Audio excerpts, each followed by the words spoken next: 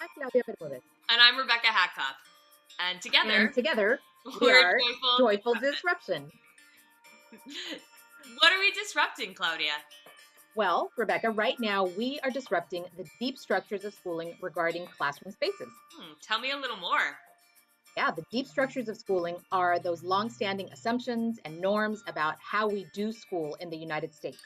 The problem is, while those assumptions and norms are replicated over the years, they don't honor at best and inflict harm at worst on our students and their communities. That totally makes sense. I mean, most teachers have been students for 16 years before they actually become teachers. So I can see how they would, even unwittingly, reproduce the same norms as a default. Unfortunately, we know that so many of those norms have a control orientation and emphasize compliance and consistency rather than the humanizing and engaging learning experiences that all of our students deserve.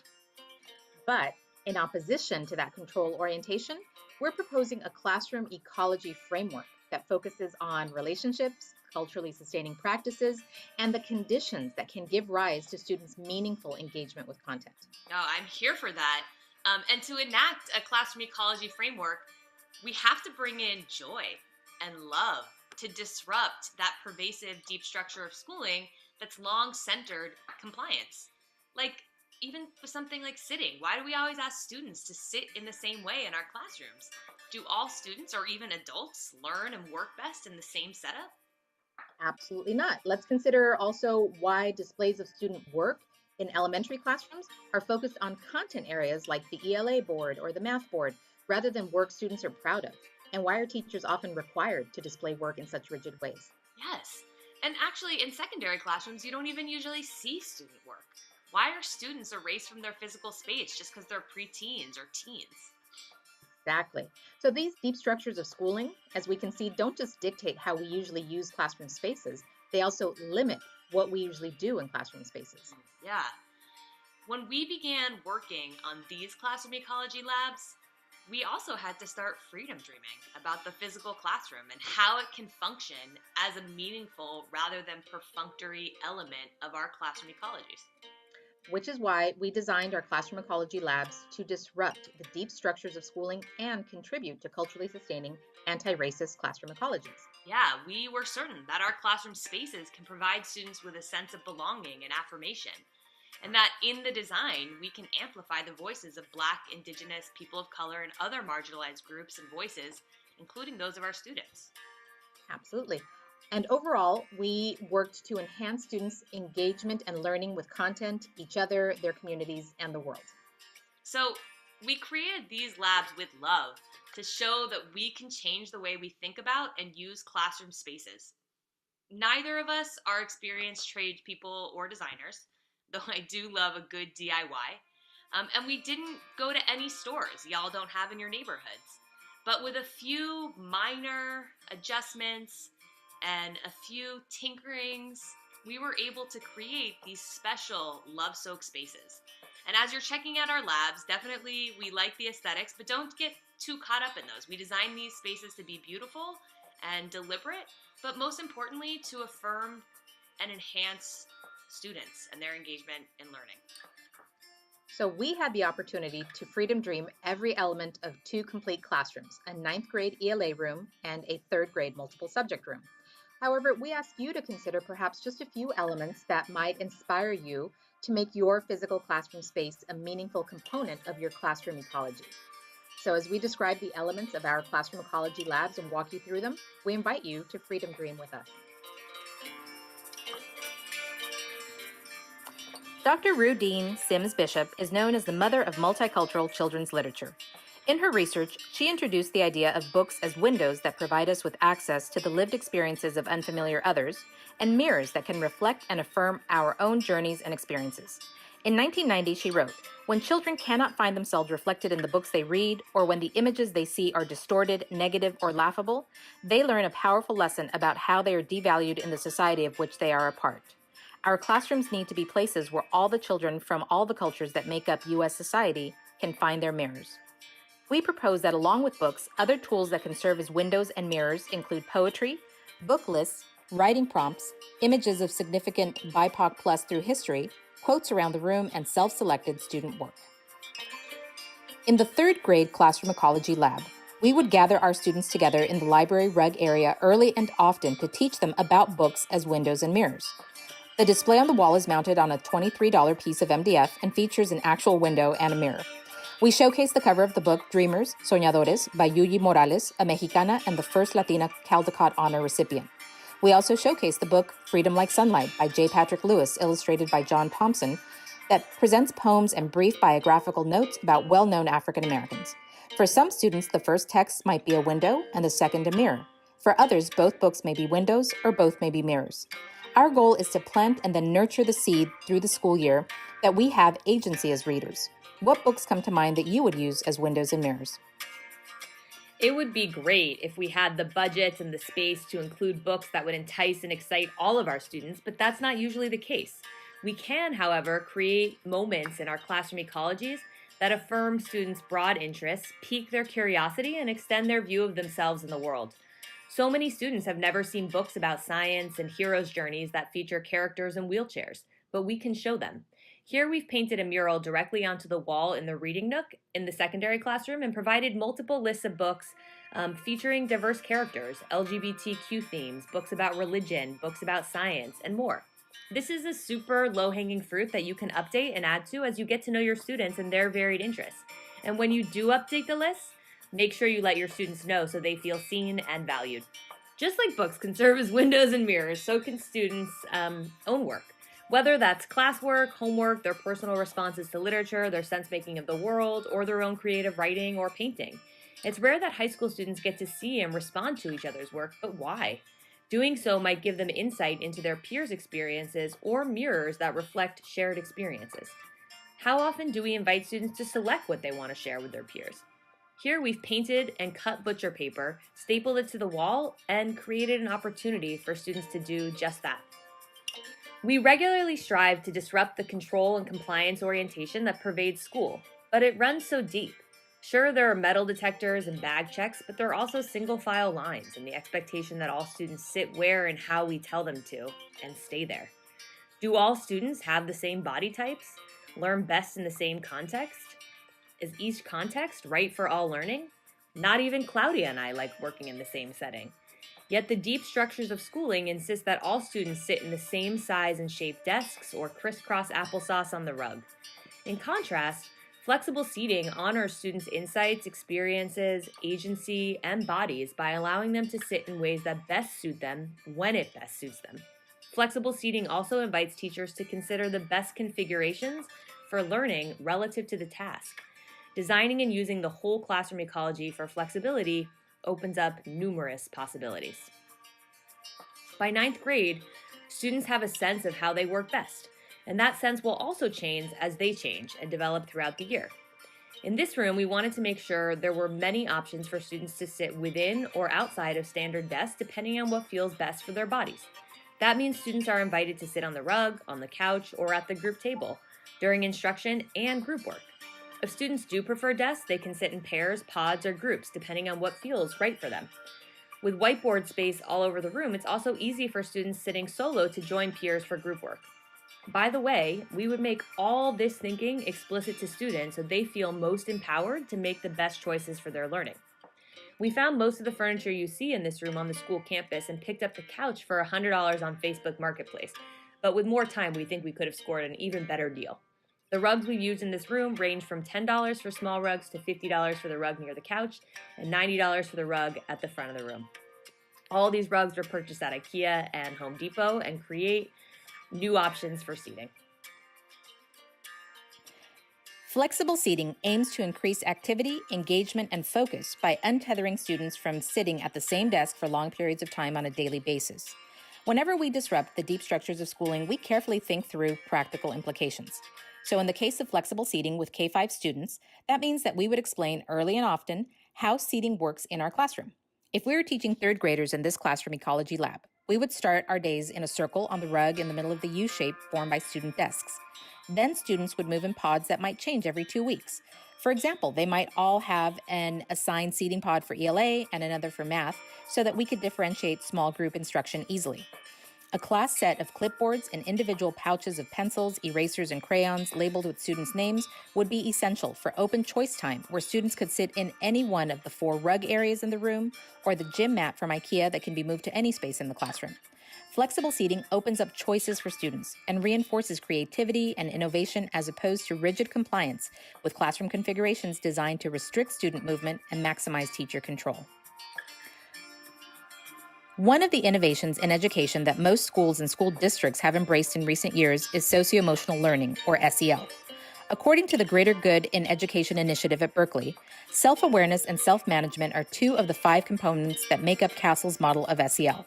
Self-awareness is the ability to be aware of one's inner life, emotions, thoughts, behaviors, values, preferences, goals, strengths, challenges, attitudes, mindsets, and so forth, and how these elements impact behavior and choices across contexts.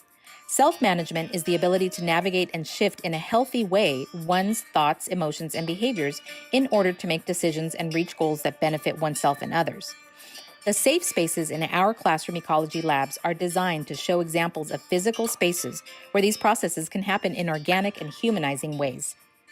We created the space in the 3rd grade lab by removing the doors from a cabinet bolted to the wall and adding a $30 gym mat from IKEA and a cushion as a comfortable seating area with a small plastic bin of optional stress-relieving activities. The key here is not the aesthetic elements, although we designed those with love and care, but rather the intention of creating a distinct space in the classroom that students may opt to use when they need to self-regulate. As with other classroom ecology physical components, we would teach our students that the purpose of this area is to help them with the self-management and self-awareness aspects of SEL. They need to know they are free to use the space anytime they need to check in with their feelings. The small posted sign that students can see when they're in the little gym mat seat reads, "You are safe, you are loved." In this safe space, you can freedom dream, rest, breathe, draw, and doodle, write for yourself, write a note explaining how you feel, take time to feel what you're feeling. One of the most powerful things teachers can do with safe spaces is to model using them to take a beat or do some breathing exercises, for example, and then open a discussion about how and why they use the space with their students. Although during COVID, schools have started to talk more about meeting their socio-emotional needs of secondary students, within the deep structures of schooling, SEL is just for elementary school students, and there's no time for such fluff in middle school or high school. The thing is, removing space for our students to feel and experience their emotions doesn't remove those emotions or teach students how to manage them. So providing and modeling the use of a safe space, not unlike the safe space in the 3rd grade room, tells students it's okay for them to feel off, need time to collect themselves, or need space from the group. This safe space maximizes a natural nook in the classroom, which is nicely located near the window. We found the chair on site, added the palette for texture and as a magazine rack, included turf and some art made from scavenged palm leaves to make the space feel separate and more organic, and added affirming messages to the existing space. All students of all ages should have classroom ecologies that affirm all of their experiences. To that point, from the second students enter our classroom on the first day, we want them to know that we're striving to disrupt the deep structures of schooling. Sure, but most importantly, we want them to know that they matter and belong in our classrooms. Wherever they look in our classrooms, we want students to see messages that affirm their identities and experiences and broaden their ideas of what's possible and what's possible for them. In an English classroom, it seems silly not to take advantage of the power of the discipline. Posting quotes from literature around the classroom exposes students to more ideas and more literature. Selecting quotes from diverse texts and authors and including pictures of both entices students and broadens their ideas of who can be an author. Selecting provocative and spicy quotes can challenge them to think and even get them to memorize lines of literature by accident. Plus, inviting students to contribute their own quotes to the wall that inspire and challenge them shows them that this is their classroom and they matter here. And if you're feeling really brave, plus you're communicating your intentions clearly, you can invite students to write their favorite quotes around the classroom, as we did. In any secondary classroom, though, you can also post class norms for each period. In this example, we've selected one norm, be kind, for all classes, but would allow each class period to co-create additional norms. Posting those norms shows students that their safety and experience matters in the classroom, and allowing students to see other class periods' norms also shows them that each period can be unique and each period has unique insights that they can all learn from. A welcoming entryway, or an area that all can see as they enter the space, lifts up every member of the class as a valued and loved part of the Scholar Familia. The term Scholar Familia was coined by Dr. Cynthia Diana Villarreal, and we use it to counter the militarized manner in which many schools use the term scholar, as in scholars sit up straight or scholars walk silently with their hands behind their backs.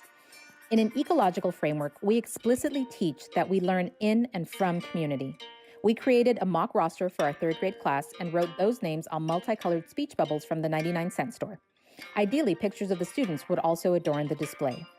William Ayers, educational theorist, poignantly notes, every student who comes through the classroom door is a three-dimensional human being like myself, and a person of infinite and incalculable value, someone to be treated with awe and respect, humility and patience. Using the term Scholar Familia is just one example of how to make affirming and expanding messages part of the common language of your classroom community. What term might you use for this purpose as you freedom dream your classroom ecology?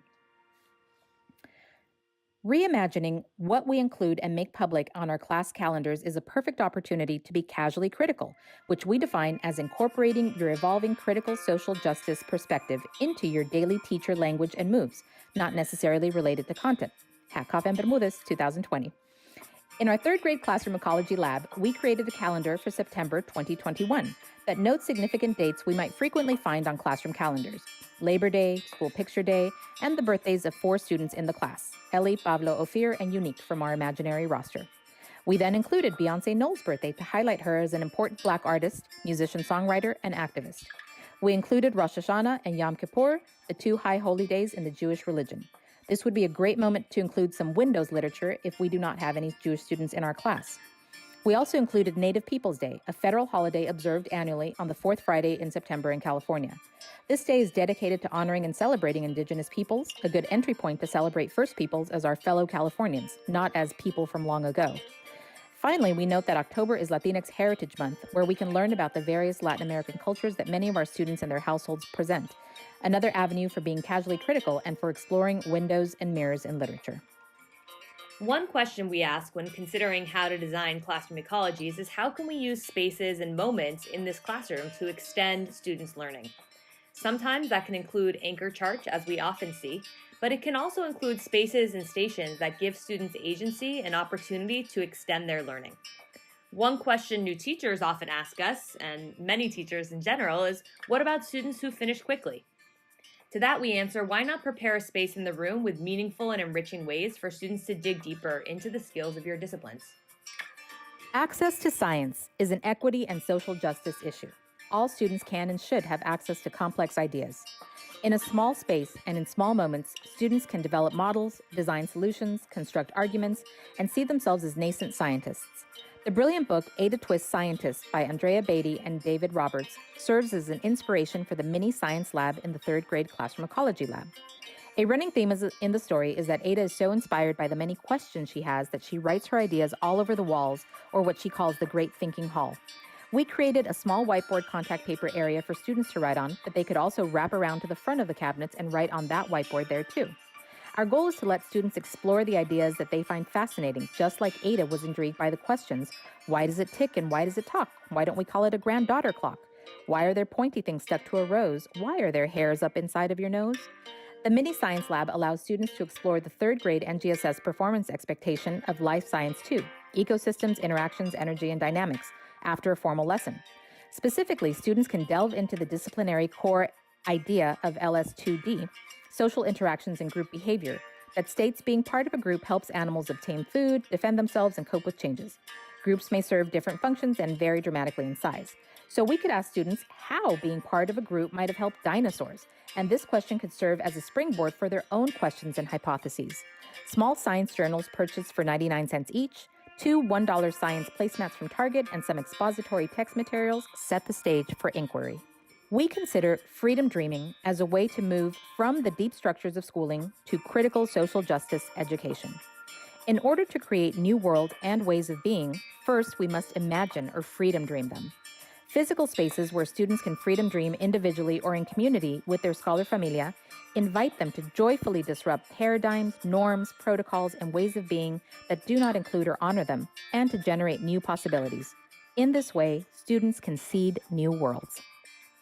Another shift in our ecological model is the shift away from rules, rewards, and consequences and toward classroom norms. Norms emphasize that we strive to function as a community where relationships are paramount. The 2 norms in our third grade lab are 1, engage respectfully, and 2, engage mindfully. Each norm has a description with a corresponding icon of what it could look like and sound like to enact that norm in our shared space. These norms are designed to reflect the SEL competencies from CASTLE. So often, English language arts becomes about 5-paragraph essays and trying to guess what the teacher wants or which interpretation will make them happy.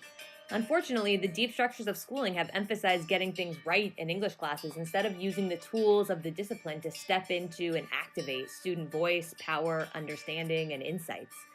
To create this powerful learning opportunity, we removed the doors of the closet that was bolted to the wall and turned it into a bookshelf. We bought 2 99-cent folders, and in one folder are intellectually, creatively, and/or socio-emotionally rigorous writing prompts we printed out that students could rip out, photograph, or remember for their own writing practice. In the other folder are short poems for students to take, read, or photograph. And to accompany the poems, we've included some ideas about what to do with a poem.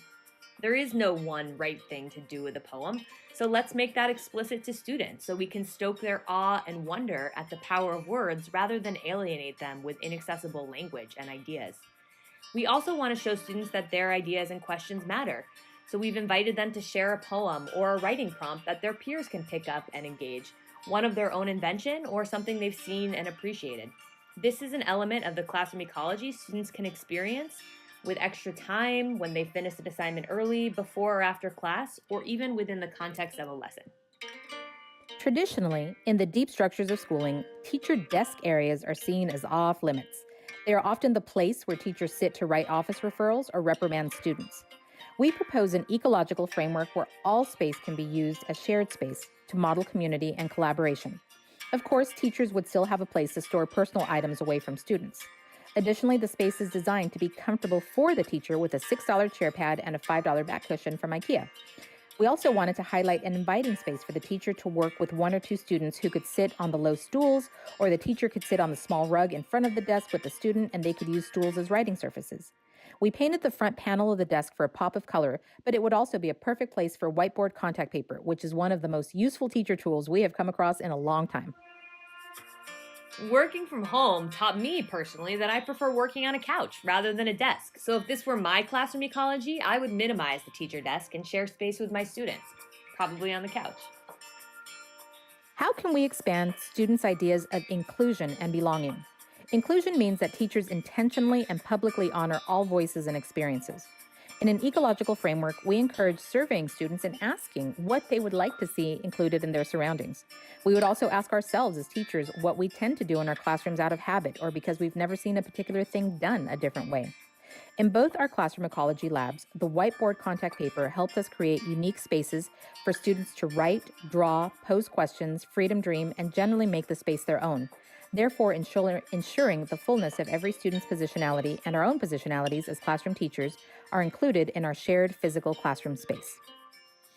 One of the best ways we can include and support all students in learning is just to remove any hurdles or barriers within our sphere of influence.